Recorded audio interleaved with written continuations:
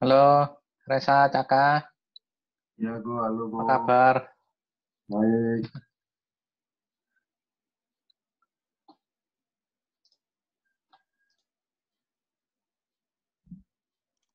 Halo Pak, baik Pak. Halo kok baik kok, sorry.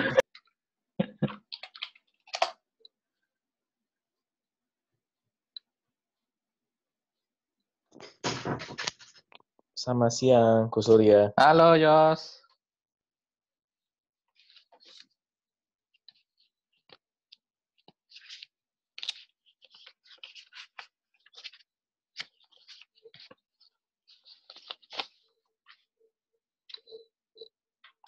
Tolong videonya dihidupin semua ya, teman-teman. Gargu, masih cuci muka. Walah, tangi turu ta. Enggak, sudah bangun sih dari tadi, tapi lagi males mandi kan.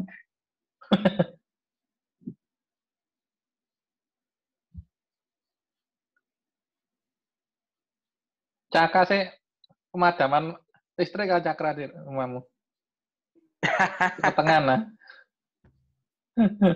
Iya kok, mati dari jam 7:30 tadi. Sampai Daerah mana ya? datangnya Oh, jam Jajaran. 6 di Ngoro Mojokerto. Mojokerto. Walah. Iya, Oh, pulang kampung. iya. Oke, oke.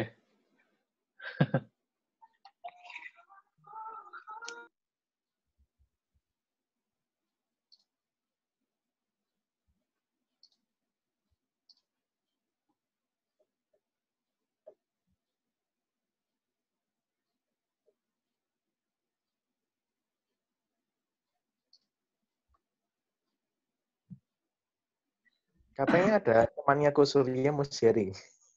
Heeh, nanti dia jam 2. Oke. Sesi 2 lah. Ini Aditya join.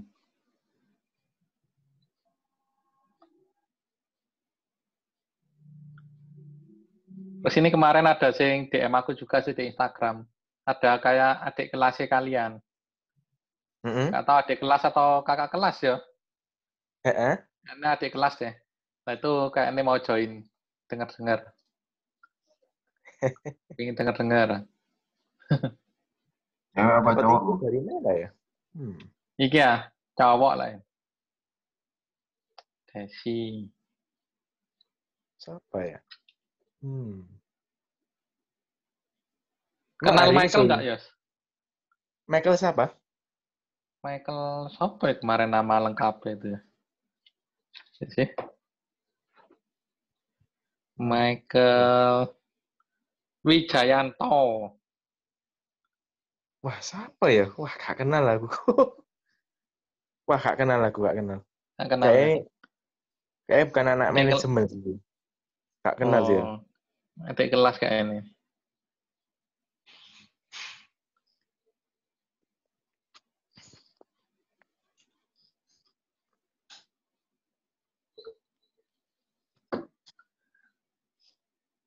Maria Adi.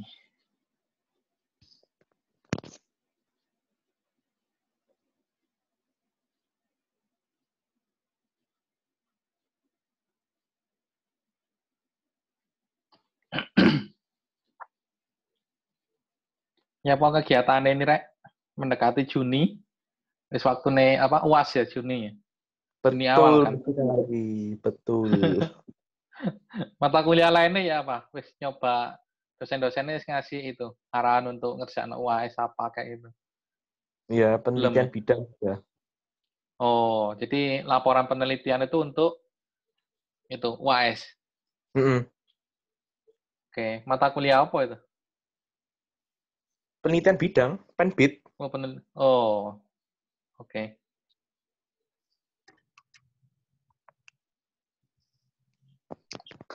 Sembilan tujuh. Halo, Ko. Halo.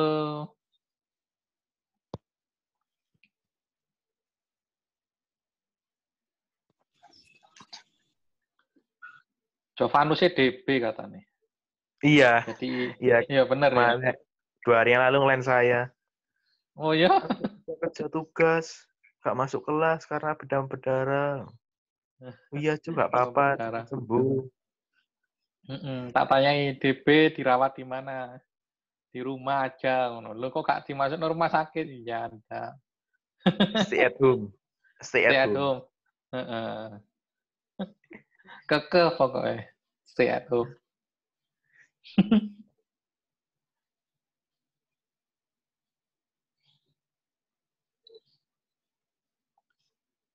Oke. 9. Kurang 4 ya.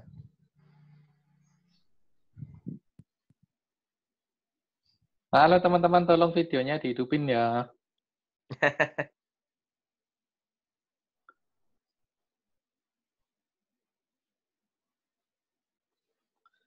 David.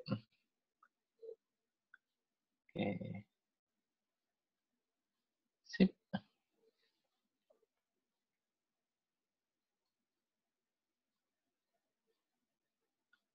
Kurang siapa lagi ya, Yes ya? Widya sudah Widya. Maria. Widya. Oh, Cynthia join barusan. Widya ya? Widya masih Maria masuk kan? sudah. Jovanus nggak masuk. Berarti Jovanus Seprai. Ngambil cuti dia. Oh, itu. Minta THR katanya. 1, 2, 3, 4, 5. Siang kok. Halo. 8, 9, 11 10. anak. Oh, Stefani Stefanus Natalia. Oh ya, Stefani ya. Berarti sama Widya. Pas. 13. Oke.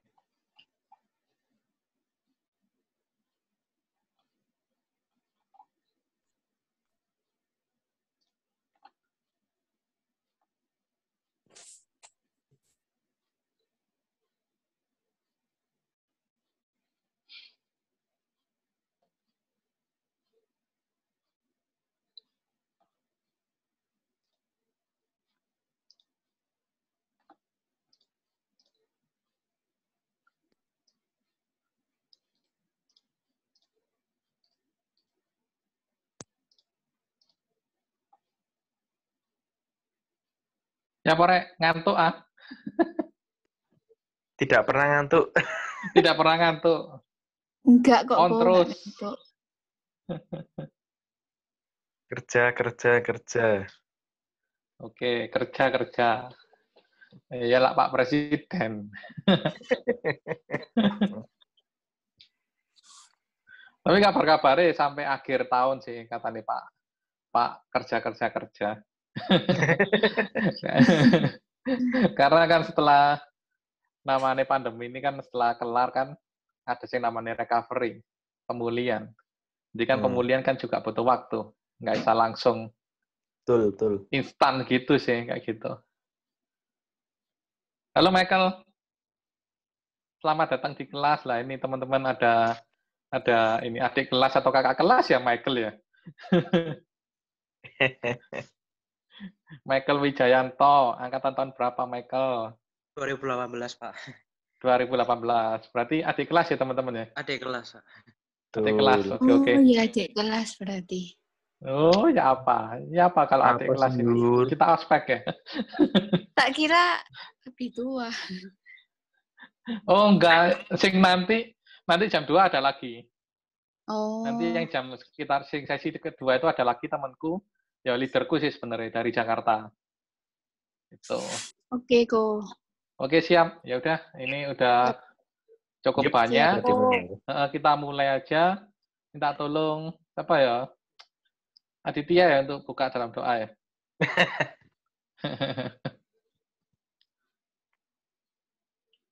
Oke, kok. Siap. Oke, sebelum kita memulai pelajaran pada siang hari ini, alangkah baiknya kalau kita berdoa terlebih dahulu. Berdoa dimulai.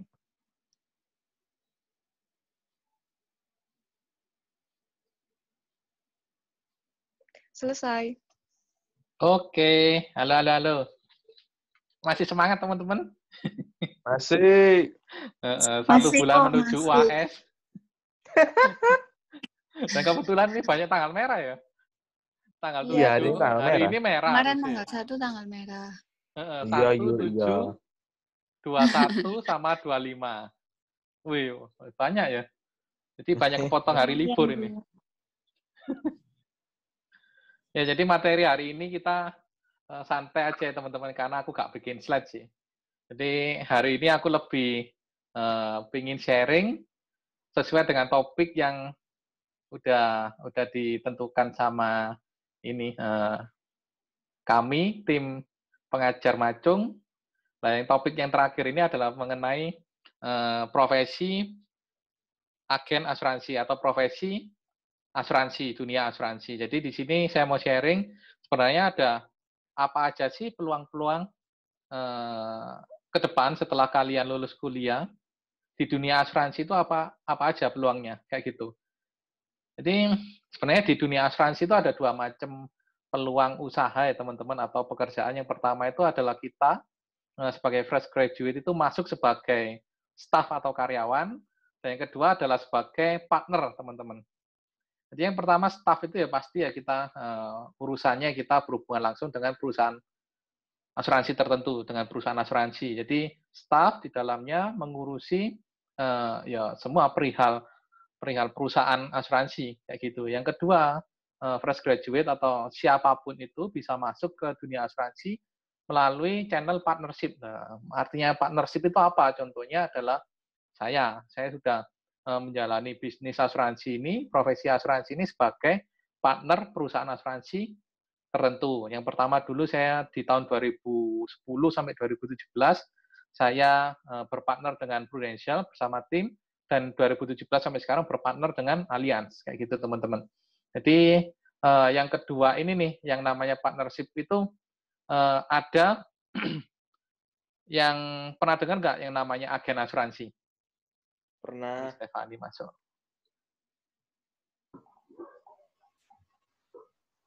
Tak absen nih. Stefani masuk. Oke. Welcome Stefani, Natalia. Itu jadi profesi agen asuransi. Oke, Nah, selama sorry telat. Oh ya, nggak apa-apa, minus. Enggak bercanda. Itu teman-teman. Jadi ada yang employee atau sebagai karyawan, dan kedua adalah partner perusahaan asuransi. Nah, partner perusahaan asuransi ini biasanya dikenal dengan agen asuransi, adalah mereka-mereka yang istilahnya menjadi partner penjualan produk-produk asuransi jiwa atau asuransi umum perusahaan asuransi yang ada di Indonesia.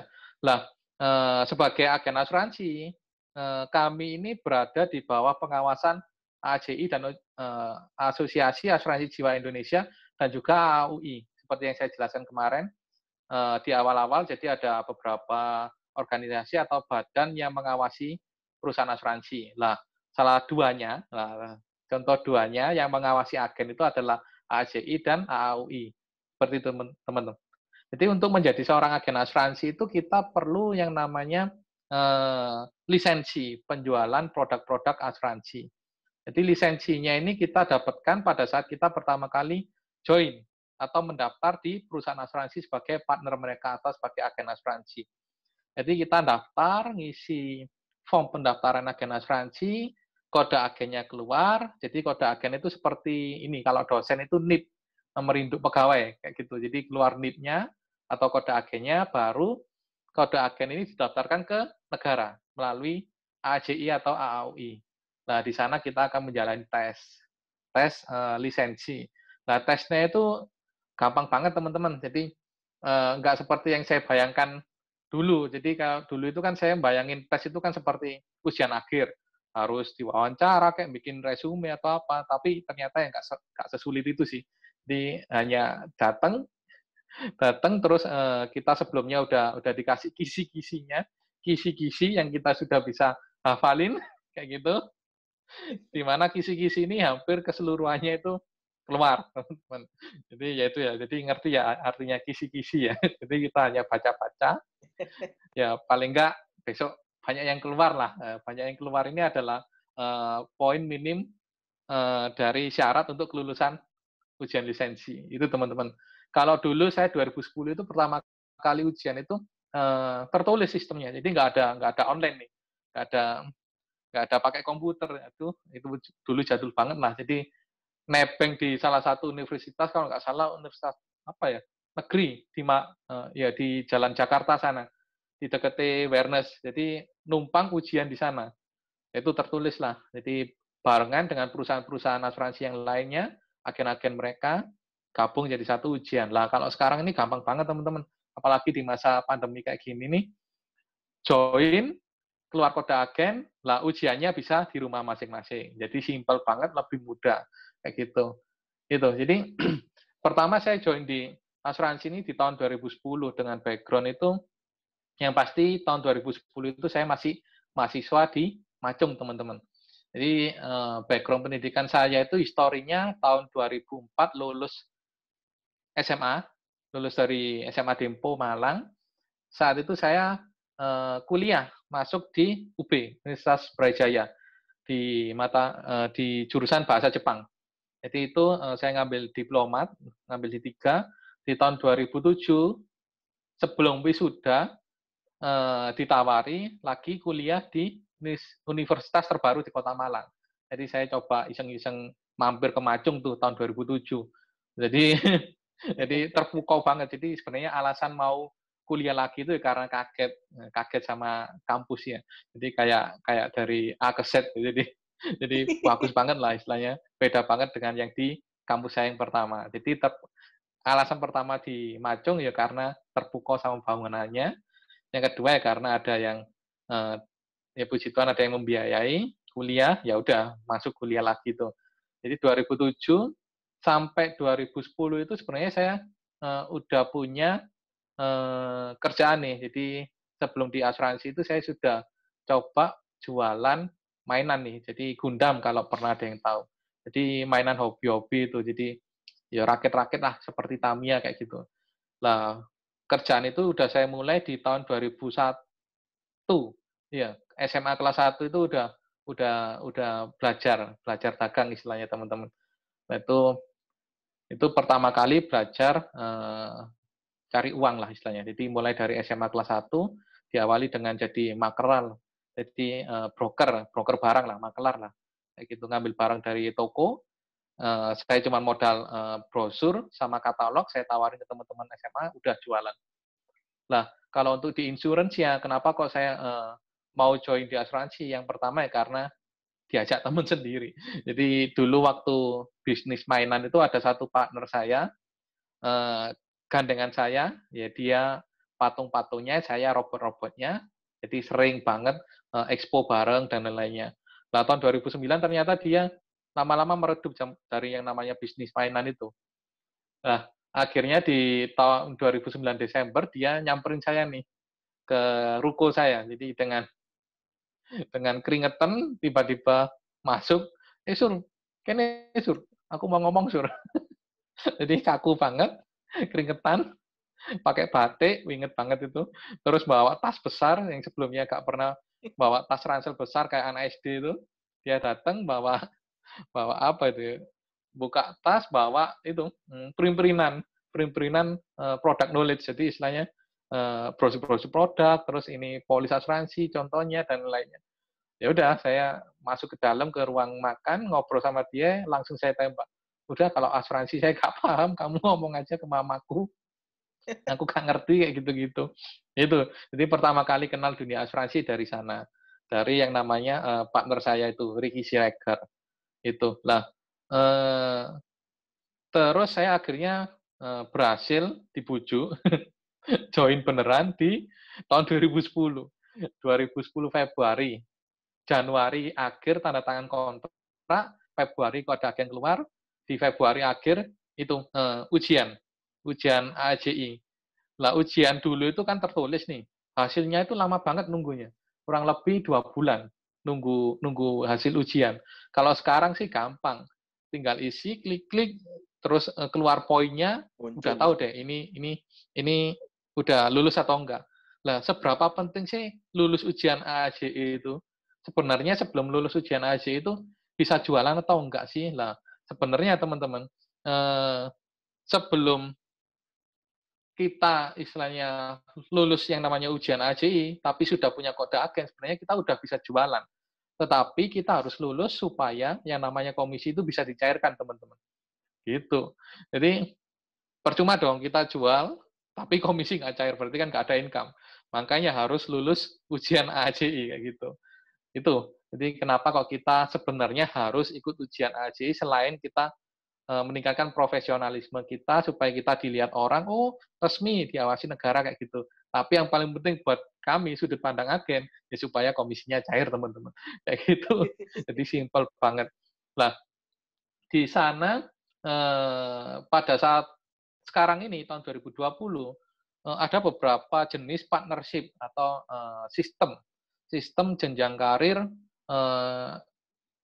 agent asuransi kayak gitu. Jadi di setiap perusahaan asuransi itu ada beberapa kebijakan nih, teman-teman. Kebijakan distribution channel-nya, terutama untuk partnership. Nah, mereka itu ada yang memakai satu sistem branch. Jadi sistemnya branch atau cabang kantor Malang, cabang kantor Mojokerto, cabang kantor Surabaya, kayak gitu. Yang kedua ada yang namanya agency system. Yang ketiga adalah yang terbaru ini adalah business system, kayak gitu. Jadi yang pertama brand system itu istilahnya para agen asuransi. Mereka itu di-hire oleh perusahaan nih ceritanya. Jadi mereka itu kayak semi-semi separuh pegawai lepasan atau freelance agent asuransi, yang separuhnya itu karyawan. Jadi mereka itu yang di brand system itu ada yang namanya insentif atau gaji tetap, gaji pokok, karena separuh karyawan statusnya. Nah, separuhnya adalah agen asuransi, di mana mereka juga bisa mendapatkan komisi atau bonus penjualan. Seperti itu. Jadi income-nya yang di branch ini ada dua. Yang pertama adalah gaji pokok, yang kedua adalah komisi. Tapi ya komisinya nggak besar, jadi mirip-mirip kalau orang kerja di misal dealer mobil lah, sebagai marketing, kan mereka kan dapat uang insentif lah, uang bensin lah istilahnya, uang makan. Tapi mereka juga dapat komisi penjualan mobil. Tapi kan kecil, nggak besar prosentasenya. Nah, yang kedua ada yang namanya agency system nih, teman-teman. Jadi setelah brand system di tahun-tahun 2000-an itu rame, akhirnya ada seseorang itu yang masuk ke perusahaan asuransi terbesar di Indonesia. Orang ini menjual sistem marketing dengan sistem itu agency system, di mana agency system ini fokusnya adalah bagaimana perusahaan asuransi itu akhirnya bisa mengembangkan jaringan atau mengembangkan penjualan produk mereka melalui partner-partner agen asuransi. Jadi istilahnya adalah agency system. Agency berarti membesarkan agent dan memperbanyak agent karena namanya agency system kayak gitu. Nah, di agency system ini dulu ada jenjang karirnya juga nih, gak hanya karyawan yang punya jenjang karir, tapi di agency system, di sistem kedua dari partnership asuransi ini, agency system itu mereka juga ada yang namanya jenjang karir nih. Kalau dulu waktu saya join di 2010 bersama Pro, itu mereka punya 5 jenjang karir. Jadi yang pertama, kita, anak baru nih, join sebagai posisi di agen. Itu adalah posisi pertama. Posisi kedua, unit manager. Posisi ketiga, senior unit manager. Posisi keempat ada agency manager. Dan posisi kelima tertinggi ini ada senior agency manager. Jadi ada 5 jenjang karir. Nah, yang namanya orang nih, yang pasti kalau mau bekerja atau berkegiatan, aktivitas, apalagi hubungannya dengan mata pencaharian, mereka pasti sangat ingin berada di posisi terpuncak, atau kalau tadi contohnya agency system, senior agency manager. Nah, untuk naik ke masing-masing titik ini, mulai dari titik agent, terus unit manager, sampai ke posisi senior agency manager, itu pasti ada yang namanya syarat nih. Lah, dulu terakhir di Merah itu, saya sebelum berpindah itu, posisi terakhir itu hampir mencapai unit manager di posisi kedua, kayak gitu.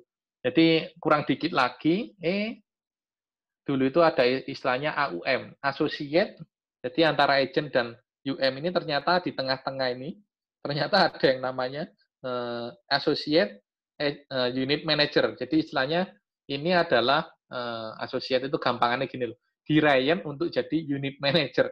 Jadi masa percobaan untuk jadi unit manager. Nah, ini juga ada syaratnya nih. Jadi untuk mencapai AUM, associate unit manager, itu ada syaratnya. Nah, untuk dari AUM ke UM, nah itu juga ada syaratnya lagi. Jadi panjang, teman-teman. Ada 5 jenjang karir ini. Nah, kalau yang saya dengar terakhir ini, mereka sudah memakai sistem yang baru. Katanya seperti itu. Tapi saya cek sih, hanya diganti itunya aja sih. Hanya diganti istilah sih. Kalau dulu kan agent, unit manager, terus senior unit manager, dan kayak kalau sekarang cuma diganti istilah agency director kayak atau apa kayak gitu. Ya lebih singkat, tulisannya 3 jenjang karir, tapi tetap di tengah-tengah ini antara peralihan tetap ada yang namanya ya kayak Ryan untuk jadi agency director kayak atau apa. Jadi sistemnya hampir mirip lah dengan yang dulu kayak gitu. Jadi tetap panjang dan butuh effort yang cukup lama nih teman-teman untuk bisa naik ke posisi puncak. Lah, sebenarnya apa yang bikin seseorang atau contohnya saya bisa ngoceh, nyerocos kayak gini sih, ya gak lain adalah pengalaman sih teman-teman. Dulu pertama kali waktu join itu ya tahun 2010, saya license itu kalau nggak salah lulus di bulan Mei, di bulan Mei. Jadi saya fight di bulan Mei 2010 sampai bulan 10. Jadi sampai bulan 10 itu saya benar-benar nggak ada omset, teman-teman.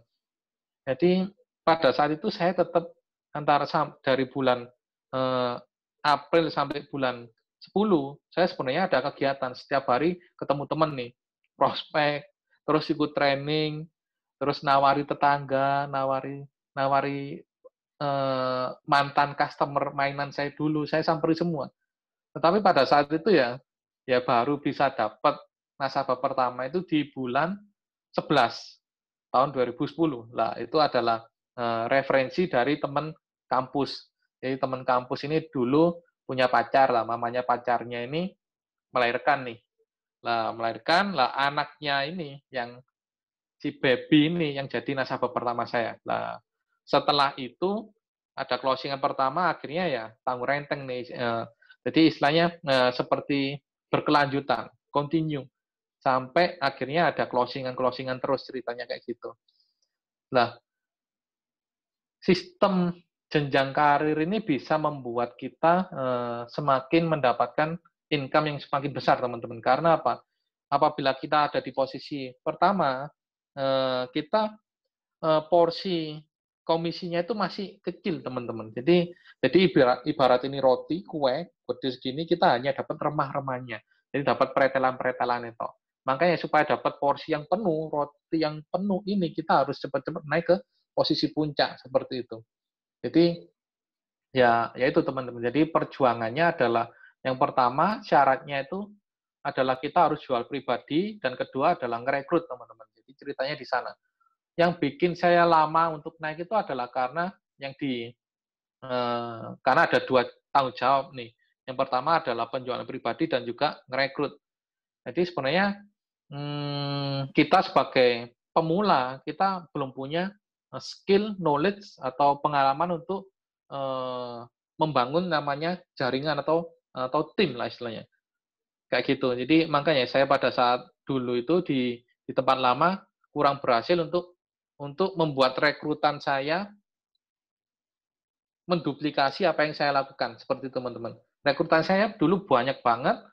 Setiap 2 bulan pasti ada paling nggak 3 rekrutan, tetapi yaitu karena kurang pengalaman membesarkan jaringan atau memberi training dan lain-lainnya, ya akhirnya cuma jadi ngumpul-ngumpul tok kayak gitu.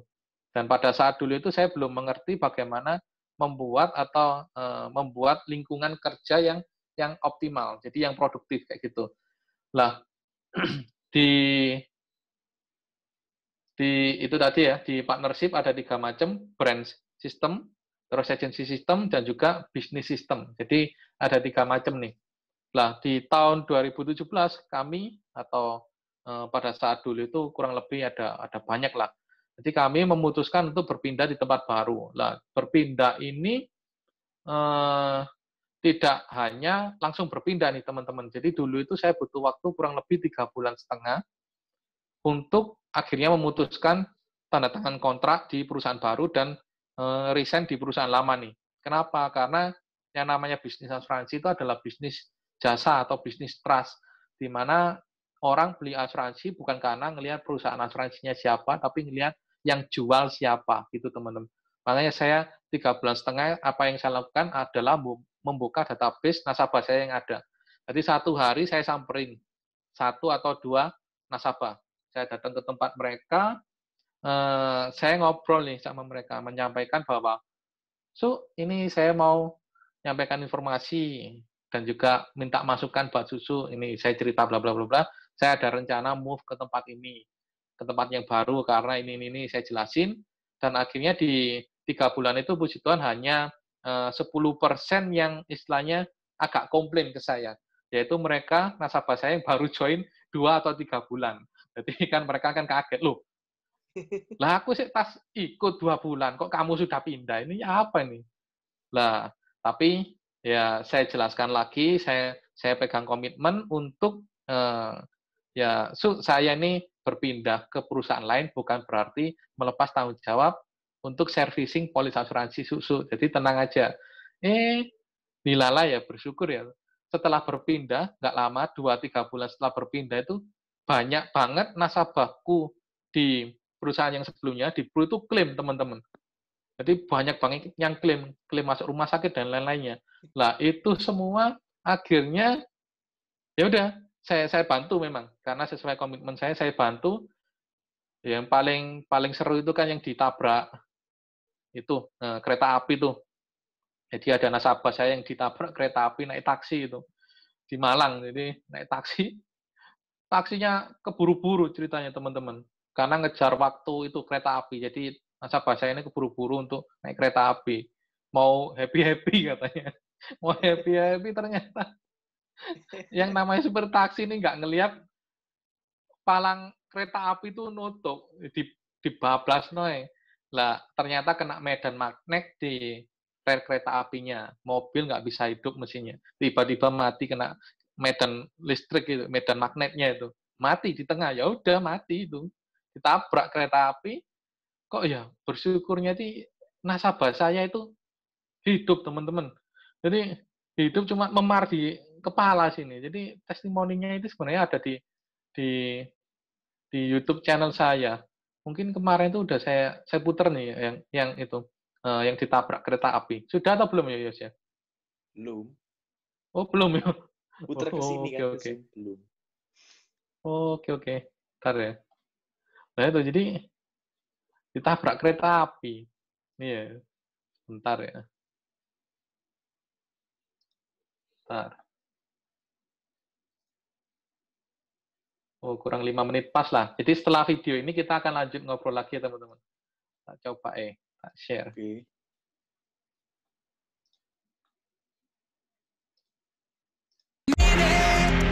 Try to quit it.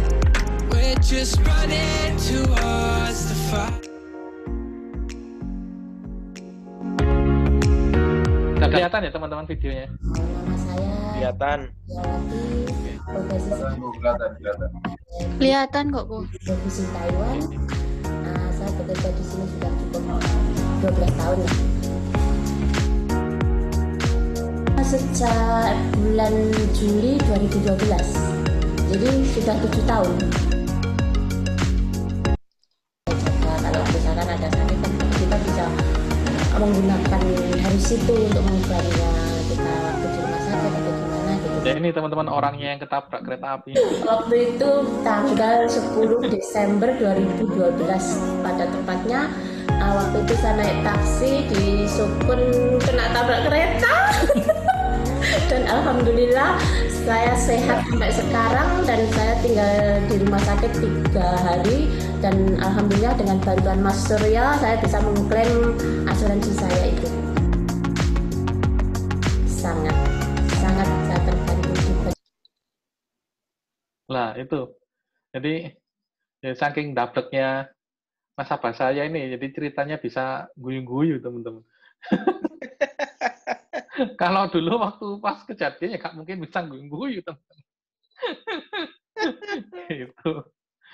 Jadi ya itulah. Jadi beberapa ini ya ada jenis karir di perusahaan asuransi. Pertama sebagai employee, sebagai karyawan, di mana karyawan ini pasti ya terimanya gaji pokok lah, ada gajinya lah, ada gaji plus ya THR lah istilahnya seperti itu. Dan juga ada yang namanya partnership lah. Partnership-nya ini ada 3 sistem jenjang karirnya, ada 3 sistem bisnis. Yang pertama adalah branch office, di mana agen asuransi ini seolah-olah menjadi seorang karyawan, tetapi juga sebagai agen asuransi, jadi separuh-separuh statusnya. Yang kedua ada agency sistem, di mana ya murni menjadi agen asuransi, di mana kami agen asuransi ini hanya mendapatkan income dari yang namanya komisi, jadi pembagian komisi. Nah, di agency system ini ada beberapa jenjang karir yang bisa dikejar. Semakin tinggi posisi kita di jenjang karir itu, maka porsi komisi akan semakin meningkat, seperti itu teman-teman. Lah, ini yang ketiga ada yang namanya business system. Lah, ini akan saya jelaskan setelah kita masuk lagi di ini ya, di video, di Zoom ya. Ini tak end meeting dulu, teman-teman langsung join. Oke.